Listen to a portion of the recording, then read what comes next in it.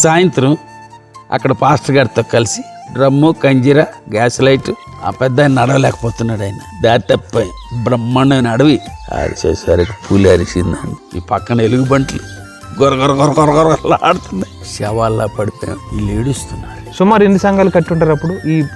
ఇప్పుడు దగ్గర దగ్గర ఒక 50-60. మీరు పిల్లల్ని చూడడానికి తరచుగా రాకు. వాళ్ళు స్కూల్ టైంలో ఏ చెట్టు చాటునో వాళ్ళు రిక్షాలు వెళ్తుంటే వాళ్ళ అమ్మ కాళ్ళ మధ్యలో బుర్ర పెట్టేసి శబ్దం రాకుండా ఏడిచేవాడు. నాకు ఆయన చూస్తే దుఃఖం వచ్చేసి పాప తట్టుకునేది. కానీ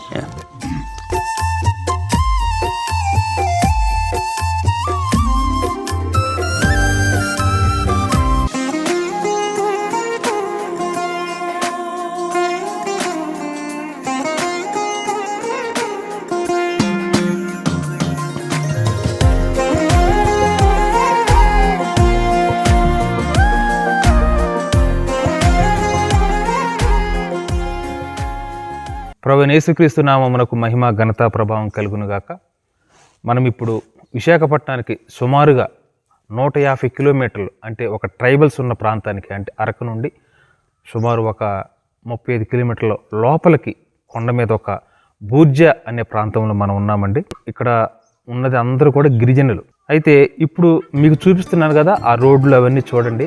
ఇప్పుడే చూడటానికి చాలా భయానకంగా అనిపిస్తున్నాయి రోడ్లన్నీ కూడా. కానీ మనతో ఉన్నటువంటి దైవ సేవకులు, అలాగే బూర్జా అనే ఈ ప్రాంతానికి మిషనరీగా పంపబడినటువంటి జార్జ్ ఎర్నెస్ట్ స్టీవెన్సన్ గారు, అలాగే వారి యొక్క సతీమణి అనుపమ స్టీవెన్సన్ గారు, వారు మరి 1977 ఆ సంవత్సరంలోనే ఇక్కడికి కాలినడకన, అలాగే కొన్ని దినాలు గుర్రాల మీద వచ్చి ఈ మారుమూల ప్రాంతానికి సువార్త ప్రకటించడానికి వారు సమర్పించుకున్నారు. ఇప్పుడు మనం చూస్తున్నాం కదా, ఎక్కడైతే జన సంచారం ఉంటుందో, ఎక్కడైతే పట్టణాలు ఉంటున్నాయో అక్కడే ఎక్కువ సంఘాలు వెళ్ళటం మనం చూస్తూ ఉన్నాం. ఇంకొక ముఖ్యమైన విషయం ఏంటంటే, వీరు మంచి రైల్వే ఉద్యోగి. ఆ ఉద్యోగానికి కూడా రాజీనామా చేసి ఈ సేవకు వారు సమర్పించుకున్నారు. అయితే వారి యొక్క రక్షణ సాక్ష్యాన్ని క్లుప్తంగా తెలుసుకొని ఈ సేవా పరిచర్య ఎలా చేశారు, ఎన్ని ఒడిదుడుకులు వారు ఎదుర్కొన్నారు.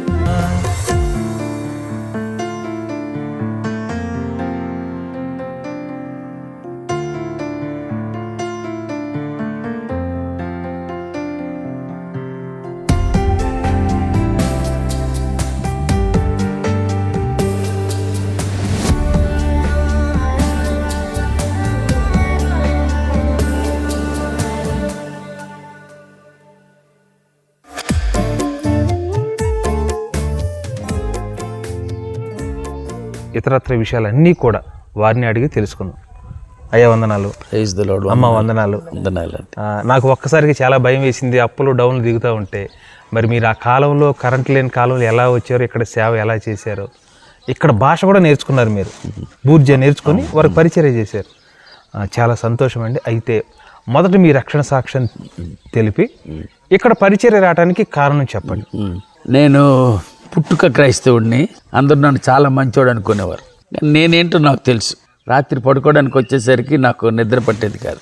ఇప్పుడు చచ్చిపోతే ఎక్కడికి వెళ్తాను. వాక్యం తెలుసు, అనుభవంలోకి రాలేదు. రాత్రి పడుకోవడానికి వచ్చేసరికి వేదన వేదన వేదన. అయితే అందరూ చాలా మంచోడు అనుకునేవారు. మా పాస్టర్ గారు కూడా, మా తల్లిదండ్రులు కూడా నన్ను చాలా మంచోడు అనుకునేవారు. అప్పుడు తర్జన భర్జన పడుతున్న దినాల్లో విశాఖపట్నానికి లోగోస్ అనే ఓడ వచ్చింది. అందులో ఆ ఓడ మీద పనిచేయడానికి వాలంటీర్స్ కావాలని పంపమని చర్చెస్కి మెసేజ్ వస్తే మా పాస్టర్ గారు మా ఇంటికి వచ్చారు. బాబు స్టీవెన్, నీలటోడు అక్కడ ఉండాలి బాబు అన్నారు. అని సంతోషంగా వెళ్ళాను. సుమారు ఒక 120 మంది వచ్చారు, అమ్మాయిలు అబ్బాయిలు. ఏటేటి ఎలా చేయాలని చెప్పారు. ఒక అప్లికేషన్ ఫామ్ ఇచ్చారు. పేరు, వయసు, డేట్ ఆఫ్ బ్యాప్టిజం. ఆఖరిన ఒక ప్రశ్న ఉంది, right a few lines about your salvation experience అని.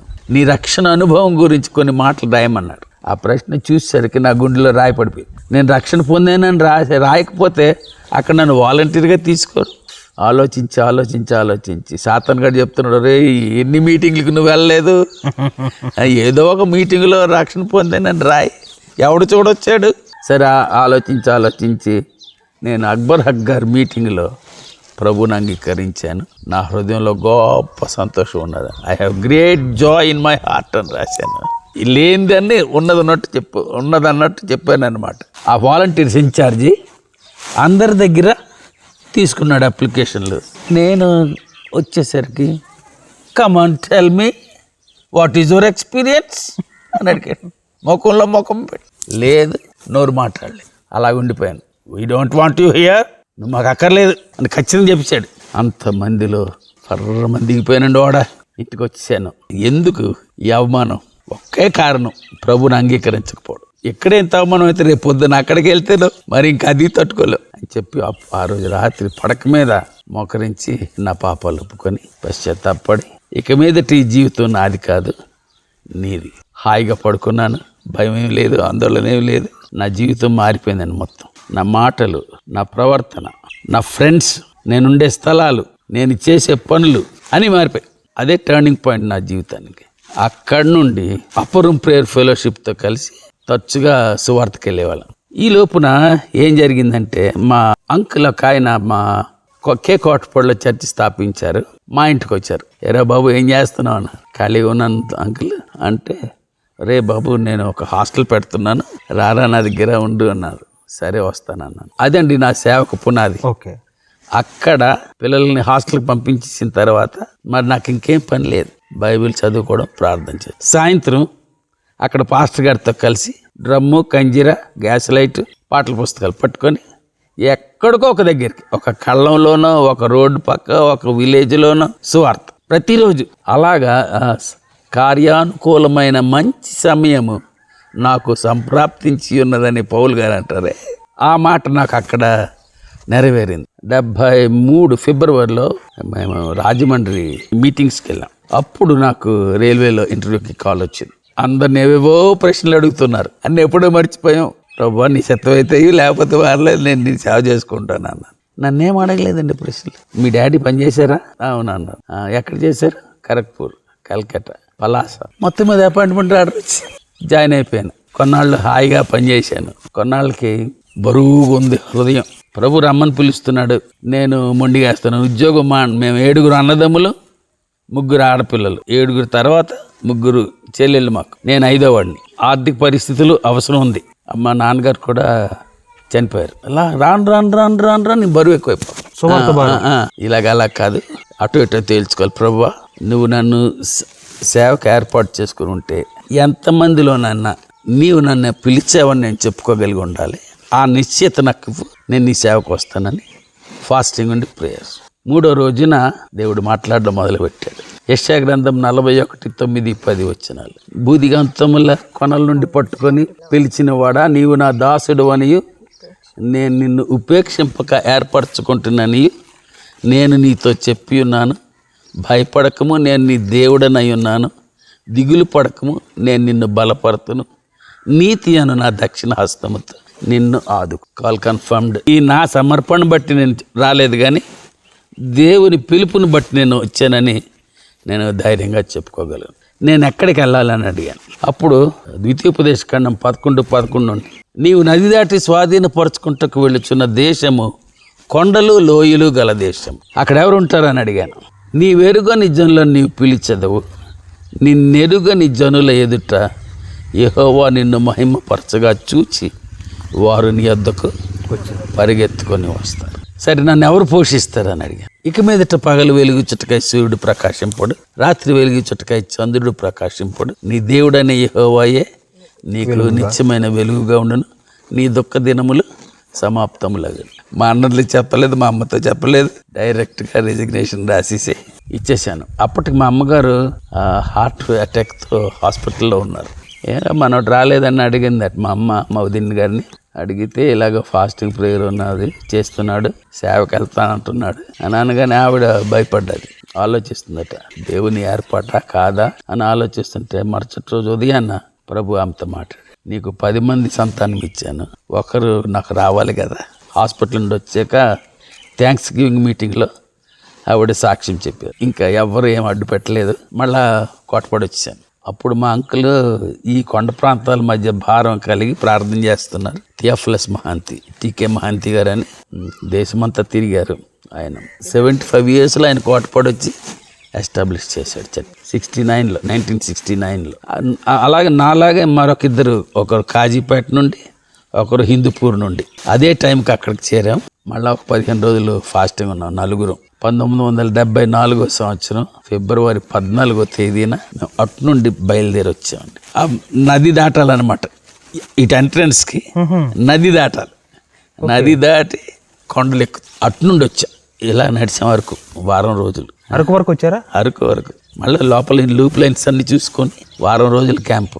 అక్కడ పినకోట అనే ఒక ఊరు ఉంది, అక్కడ చిన్న బస, ఒక రామకోవిలే మాకు బస. మాకు ఎవరు తెలిసిన వాళ్ళు లేరు. సామాన్లన్నీ ఒక చోట మూల పెట్టడం, చాప కప్పేయడం, వండుకొని తినేసి సువార్తకి వెళ్ళడం, మళ్ళీ రావడం. ఒకరు నీళ్ళు, ఒకరు కర్రలు, ఒకరు లైట్, ఒకరు వంట. రోజుకొకరు ఉపవాసం, ప్రార్థనకి వెళ్ళిపోవాలి డే టైం. చాలా అద్భుతాలు, స్వస్థతలు. అలాగా సువార్త. అక్కడ ఒక సంత ఉండేది, గుజ్రీ అనే ఆ ప్రాంతంలో సంత ఉంటే ఒక శనివారం జరుగుతుంది. అక్కడికి వచ్చి సువార్త చేస్తున్నాం. ఒక పెద్ద కొండ ఇలా కనబడుతుంది ఎదురుగా, దగ్గరగానే. మాది మీదే ఊరు అన్నాను. యాంగడా అన్నాడు. ఎంత దూరం? అదిగో ఆ గొప్ప పైనే అన్నాడు. సరే సోమవారం వస్తామన్నాం. సోమవారం బయలుదేరాం. ఉదయం 7 గంటలకి గంజన్నాలు, కరపత్రాలు, గ్యాస్ లైట్ ఇలాంటి ముఖ్యమైనవి పట్టుకొని ఉదయం 7 గంటలకి బయలుదేరాం. 8 అయిపోయింది, 9 అయిపోయింది, 10 అయిపోయింది, 11 అయిపోయింది. ఆ కొండ అలాగే ఉంది, కానీ మేము నడుస్తూనే ఉన్నాం.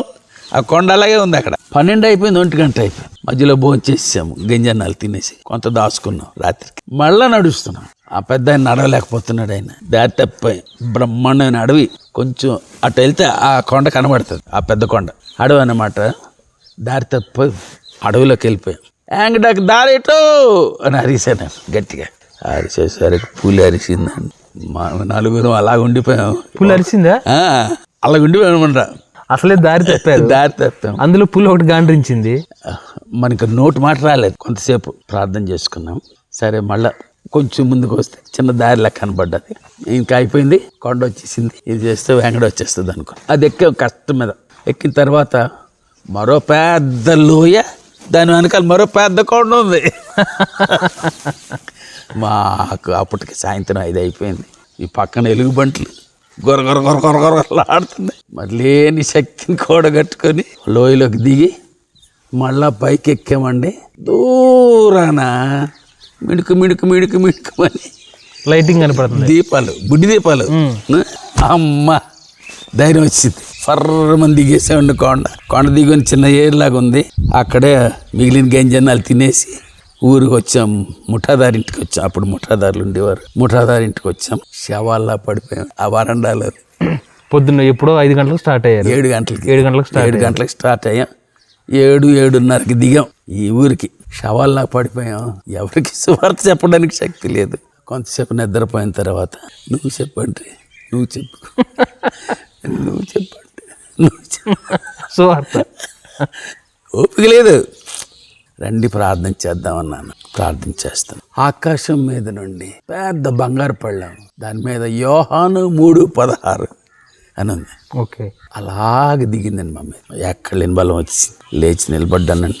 ఊరంతా చేరేసి 80 ఇల్లు ఇలాగ మెట్లు మెట్లు మెట్లు మెట్లు ఉంటుంది అనమాట.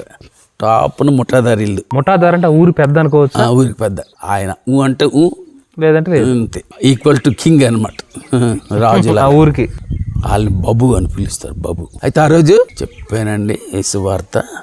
మరెప్పుడు అంత దీనిగా యోహాను 3:16 మీద నేను మాట్లాడలేదు. చాలా సంతోషం అయిపోయింది. పడుకున్నాం. తెల్లారి లేచాం.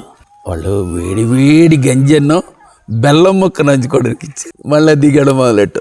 అది ఫస్ట్ ఎక్స్పీరియన్స్. 3 యవనస్తులు వచ్చాం కదా. ఒక ఆయన జాలాడ, నేను వేంగడ, ఒకడు పినకోట. 3 ఏరియాలకి. నేను పెళ్ళి అయిన తర్వాత ఈవిడ అక్కడికి వచ్చింది. 1 సంవత్సరం ఉన్నాం. ఒక 2 రూపాయలు ఇచ్చి గొడ్డలు కొనుక్కున్నాను. అడవికి వెళ్ళేవాళ్ళు, కర్రలు తెచ్చుకునేవాళ్ళు. ఒక బింది నీరు తెచ్చి ఒక అరగంట పడుకునేది.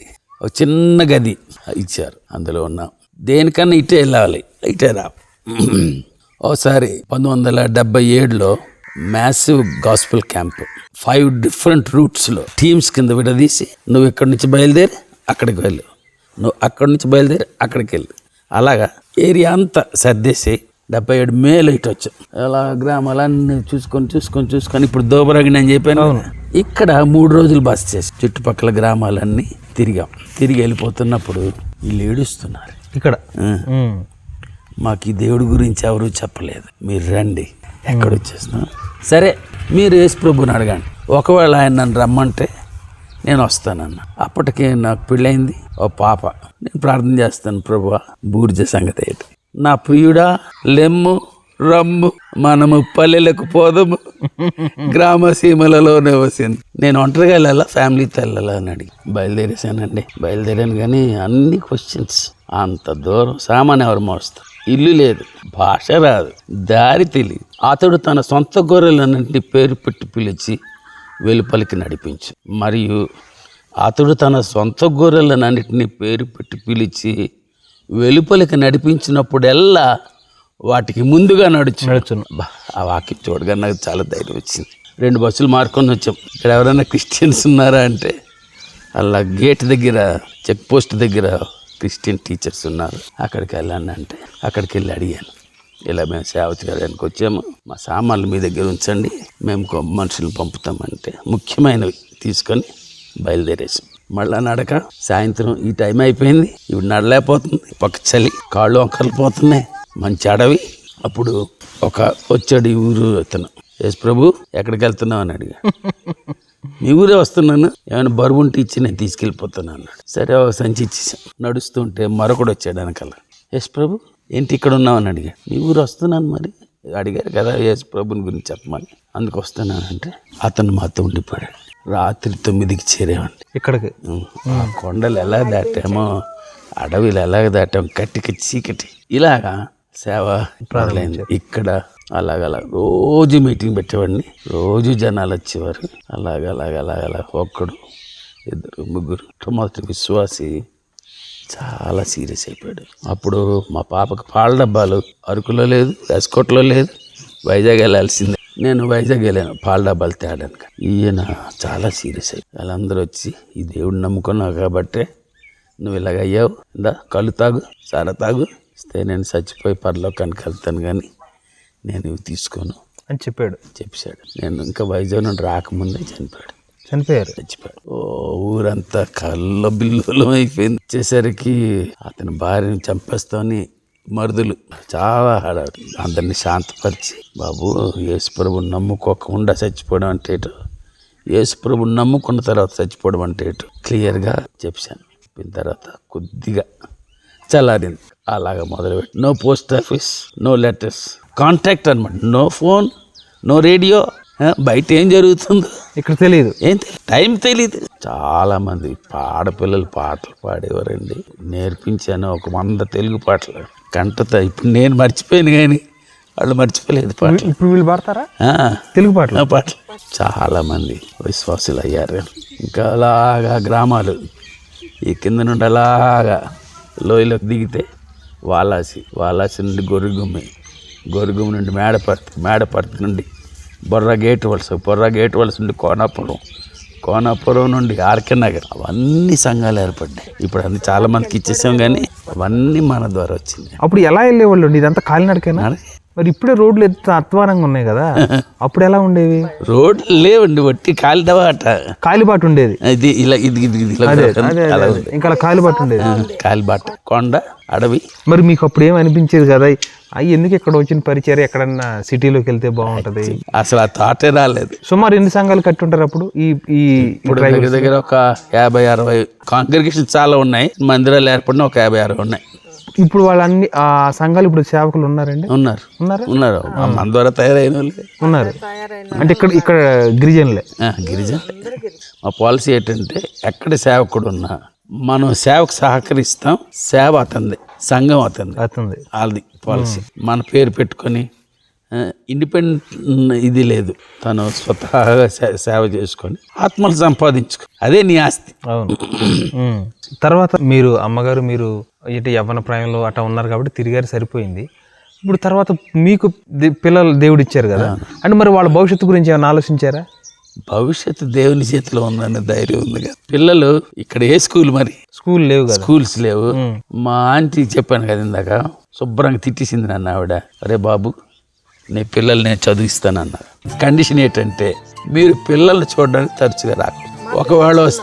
ఒకవేళ వస్తే రాత్రి 10 గంటల తర్వాత వాళ్ళు పడుకుంటూ పోయిన తర్వాత రా, టీలో నుండి చూసి సరిపోతే ఏం చేస్తారు. లేకపోతే ఏం చేసేవాళ్ళు అంటే వాళ్ళు స్కూల్ టైంలో ఏ చెట్టు చాటునో వాళ్ళు రిక్షాలు వెళ్తుంటే రాత్రి 10 గంటలప్పుడు వెళ్ళి వాళ్ళని చూసి వచ్చేసి రోడ్డు మీదకి వచ్చి మేము బోర్మని. అప్పుడు మీకేం అనిపించలేదండి ఈ ఎందుకు ఇలాగా పిల్లలతో ఉంటే బాగుంటుంది కదా అని అనిపించింది అప్పుడు? అది దేవుని పని కదా, ఆ థాట్ రాలేదండి. కొన్ని పిల్లలు ఏమైనా అడిగేవారు మిమ్మల్ని మీతో వస్తామని? మేము పిల్లల్ని చూడడానికి వెళ్ళేటప్పుడు మా బాబుగాడు వాళ్ళ అమ్మ కాళ్ళ మధ్యలో బుర్ర పెట్టేసి శబ్దం రాకుండా ఏడిచేవాడు. నాకు ఆయన చూస్తే దుఃఖం వచ్చేసి.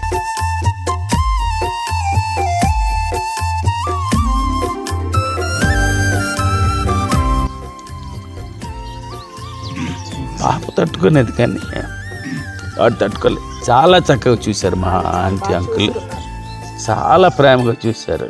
మీరు మీ అనుభవాలు చెప్పండి, పిల్లల గురించి ఈ అనుభవాలు చెప్పండి. నేను మంచి క్రైస్తవ కుటుంబంలో, దైవ సేవకుల కుటుంబంలో పుట్టానండి.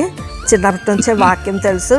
మా తాతగారు నిజంగా చూస్తే ఆయనలో ఉన్న దైవత్వాన్ని నేను బాగా ఆరాధించేదాన్ని. ఆ దేవుని యొక్క సేవకుడు ఇలాగ ఉండాలి అని చెప్పి చిన్న వయసులోనే అది అలా దేవుడు అంటే నాకు చాలా ప్రేమ, చాలా ఇష్టం. అలాగా ఈ దేవుని దగ్గర నేను ప్రతిరోజు వాక్యంలోను ప్రార్థనలోను బాగా ఎదిగానండి. 72 మే 5వ తారీఖు నేను రక్షకునిగా అంగీకరించి ఆ దినము ప్రభు చేతికి నన్ను నేను అప్పగించుకున్నాను. ఏదైనా మీ చిత్తం నా జీవితంలో జరగాలి కానీ వేరే జరగడానికి వీల్లేదు ప్రభు అని ప్రభు దగ్గర ఆ దినము నేను పూర్తిగా నేను సమర్పించుకున్నాను. మరి మాకు సంబంధం సెటిల్ అయింది. అదైన తర్వాత వచ్చింది ఈయనకి జాబ్. తర్వాత రిజైన్ చేశారు. ఇంకా ఏదైనా సరే దేవుని చిత్తంలో ఉండడం నాకు ఇష్టం కాబట్టి సంతోషంగా దేవుని సేవకి మేము వచ్చాము. అప్పుడు ఈ క్యాంప్ అంతా వేశారు 4 టీముల్లోనూ.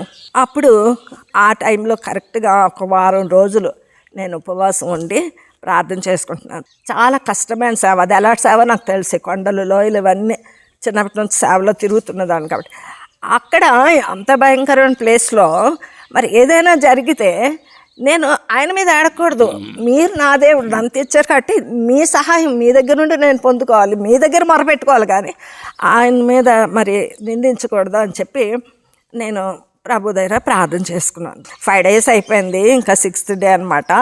యెషయా 43వ అధ్యాయం 1వ వచనం. యాకోబు నిన్ను సృజించిన యెహోవా, ఇశ్రాయేలు నిన్ను సృజించిన వాడు ఇలా సెలవిచ్చున్నాడు, నేను నిన్ను విమోచించి ఉన్నాను, భయపడకము, నేను నీ పేరు పెట్టి పిలిచి ఉన్నాను, నీవు నా సొత్తు అని చెప్పి ప్రభు పిలిచారు. ఇలాగా ఎంతో ధైర్యపరిచి ఎన్నో మాటలతో ప్రభు నన్ను ఆ సేవకి పిలుచుకున్నారనమాట. అందుకే నేను ధైర్యంగా అప్పటి నుంచి ఇప్పటివరకు నాకు ఏ డౌట్ లేదండి. ఎప్పుడు ఆయన రైల్వే జాబ్ మానేశారా, ఆయన ఫ్రెండ్స్ అందరూ పెద్ద ఇంజనీర్లు అయిపోయారు, అంతా జాయిన్ అయిన వాళ్ళు. వాళ్ళకి అలాగే మా పిల్లలతో పాటు వాళ్ళకి పిల్లలు అనమాట. వాళ్ళ పిల్లలతో పాటు మా పిల్లలు చదువుకున్నారు టింపినీ స్కూల్లో. మాకు ఏమీ ఎక్కడ లోటు చేయలేదు. కాకపోతే వాళ్ళు లోక రీతిగా వెళ్ళారు, మేము దేవుని రీతిలో, మేము సేవా రీతిలో మేము నడుస్తాం. ఎప్పుడు నాకు అందుకే ఇటువంటి ఎందుకు వచ్చాను సేవకి అన్న మనసే ఎప్పుడు రాలేదండి. అయితే అమ్మ, పిల్లల విషయంలో అంటే మీరు మదన పడిన సందర్భాలు ఉన్నాయా? అంటే పిల్లలు ఒక దగ్గర ఉంటున్నారు, మీరు ఎక్కడ ఉంటున్నారు, వాళ్ళకి సరైన ఆహారం పెట్టలేక, సరైన ఎడ్యుకేషన్ ఇవ్వలేక, ఏమిటి పరిస్థితి అన్న భార్యగా అయితే అయ్యగారిని మీరు వెంబడిస్తారు, మీరు కష్టమో నష్టమో పడతారు. కానీ పిల్లల విషయం వచ్చేసరికి కొంచెం తల్లి మనసు కొంచెం ఎక్కువ ఆలోచిస్తుంది. ఆ విషయం మీరు ఏమైనా చెప్పగలుగుతారా అలాంటి సందర్భాలు? మా పిల్లలకి మొదటి నుంచి దేవుని మీద ఆధారపడడం నేర్పించామండి. చిన్నప్పటి నుంచి వాళ్ళకి నేనే తినిపించేసేదాన్ని గబగబా. అమ్మ ఇలా సేవకి వెళ్తున్నాము, దేవుని యొక్క సువార్త చెప్తున్నాము, అక్కడ అసలు కొండల్లోనూ అసలు అక్కడ ఏమీ ఉండదు, అలా అసలు మనం ఇలా మా ఆహారం తింటున్నాం, వాళ్ళకి ఏమీ ఉండదమ్మా, వాళ్ళకి హాస్పిటల్ ఉండదు, ఏమీ ఉండదు అనుకొని వాళ్ళ గురించి అలాగా కబుర్లు చెప్తూనే తినిపించేసేదాన్ని అండి. నాకు ఎక్కువ వంటలు ఉండేవి కాదు, వాళ్ళతోటి తినట్లేదని బాధ ఉండదు, అలా చక్కగా అలా చేసేసుకునేదాన్ని. అయితే వాళ్ళకి ఈ కొండల్లోకి ఒకసారి అప్పుడప్పుడు మేము ఈ ఊరికి చిన్నపిల్లలు కదా, సెలవులకి మేము తీసుకొని వచ్చినప్పుడు ఒక 10 రోజులు వాళ్ళు మా దగ్గర ఉంచుకున్నాము. వచ్చిన దగ్గర నుంచి ఉదయం, మధ్యాహ్నం, రాత్రి కూడా గంజన్నమే తినిపించాల్సి వచ్చింది. అలా తినిపించేస్తున్నాను, వాళ్ళు కబుర్లు చెప్పడం తినిపించడం అలవాటు నాకు, తినిపిస్తున్నాను. కానీ ఒకసారి నేను బాధపడ్డాను, ప్రభువా అందరు పిల్లలు సెలవులకి ఇంటికి వస్తే ఏదో మంచి మంచి పెడతారు కదా, ఒకే రీతిగా నేను గంజన్నమే పెడుతున్నాను తండ్రి, ఏమీ పెట్టలేకపోతున్నాను అని అన్నాను ప్రభుతోటి. అంతే, మర్చిపోయాను. తర్వాత ఈ ఊరు నుండి మేము అరకు వ్యాలీ వచ్చామండి. పిల్లల్ని భుజాల మీద వేసుకొని నెమ్మది కొంచెంసేపు నడిపించుకొని అలాగా అరకు వ్యాలీ నడిచే వెళ్తే ఇక్కడి నుంచి మరి 25 మైళ్ళు అరకు వ్యాలీకి వెళ్ళడానికి. అది నడుచుకొని వెళ్ళిన తర్వాత పద్మాపురం గార్డెన్స్ ఆ పక్క నుండి మేము వెళ్తున్నాం. అక్కడ అన్ని సీమచింత చెట్లు ఉన్నాయి.